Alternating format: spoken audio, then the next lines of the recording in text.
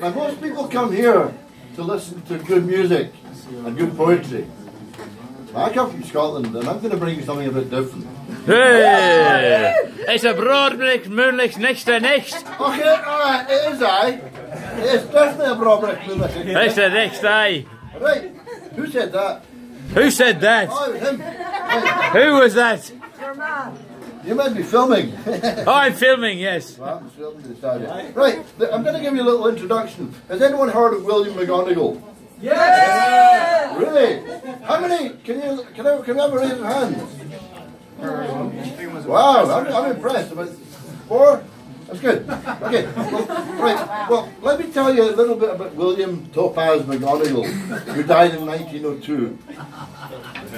Right, he was a Scottish weaver of cloth, which meant he made tartans like this or other cloths. I'm gonna just get a bit warm, so I'll take that one off. Take it off. Take it off. Take it off. Hey! Now, William McGonnagal became famous as an extremely bad poet who exhibited no recognition or of concern for his peers' opinion of his work.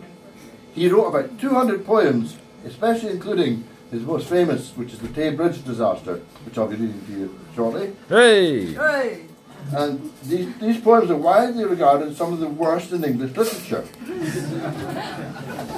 His only apparent understanding of poetry was his belief that it needed to rhyme. McGonnagal's fame stems from the humorous effects these shortcomings are considered to generate in his work. He has been lampooned as the worst poet in British history. Collections of his verse remain popular, with several volumes available today. Still available. And now we have the Tay Bridge disaster. Hey! Beautiful railway bridge of the Silvery Tay. Alas, I am very sorry to say that 90 lives have been taken away on that last Sabbath day of 1879, which will be remembered for a very long time. 'Twas about 7 o'clock at night, and the wind it blew with all its might, and the rain came pouring down, and the dark clouds seemed to frown. Sorry, I should have said down. The rain came pouring down, and the dark clouds seemed to frown. Okay. And the demon of the air seemed to say, I'll blow down that bridge of Tay. When the train left Edinburgh, the passengers' hearts were light and felt no sorrow. But Boreas blew a terrific gale, which made their hearts for to quail. And many of the passengers with fear did say, I hope God will send us safe across the bridge of Tay. But when the train came near to Wormit Bay, Boreas, he did loud and angry bray, and shook the central girders of the bridge of Tay on that last Sabbath day of 1879, which will be remembered for a very long time. Hey, time. So the train sped on with all its might, and Bonnie Dundee soon hove in sight, and the passengers' hearts felt light, thinking they would enjoy themselves on the new year with their friends at home they loved most dear, and wish them all a happy new year.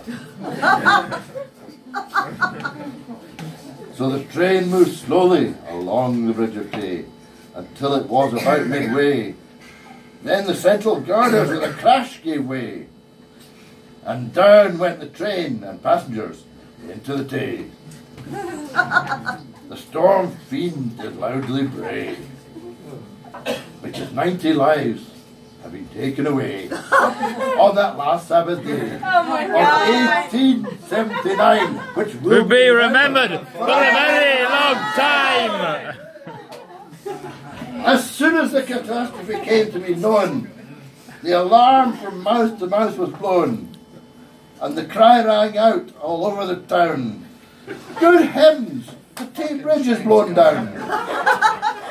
and a passenger train from Edinburgh, which filled all the people's hearts with sorrow. I don't know how you get that one.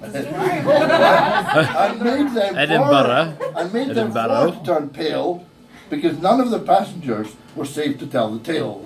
Oh. How the disaster happened on the last Sabbath day of 1879, which will be remembered for a very long time. It must have been an awful sight to witness in the dusky moonlight, while the storm fiend did laugh and angry did bray along the railway bridge of the Silvery Tay. Oh, ill-fated bridge of the Silvery Tay, I must now conclude my lay by telling the world fearlessly, without the least dismay, that your central girders would not have given way, at least many sensible men do say, had they been supported on each side with buttresses. At least many sensible men confesses. For the stronger we our houses do build, the less chance we have of being killed. William, so far so good. Hey, bravo, bravo, He is really well known as Scotland's worst poet. People love it. Yay!